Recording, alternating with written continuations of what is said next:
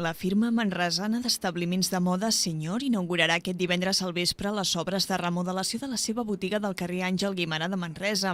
A partir d'ara, l'empresa centrarà en aquest establiment tota la seva oferta per a home.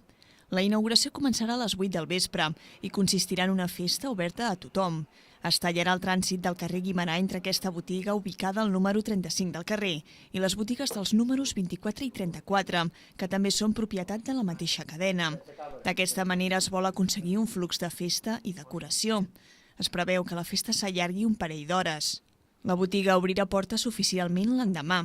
Durant aquest dissabte es preveu que a les 12 del migdia i a les 6 de la tarda es pugui reproduir l'ambient festiu del dia anterior, tot i que en el cas de dissabte no es tallarà el trànsit al carrer Guimerà.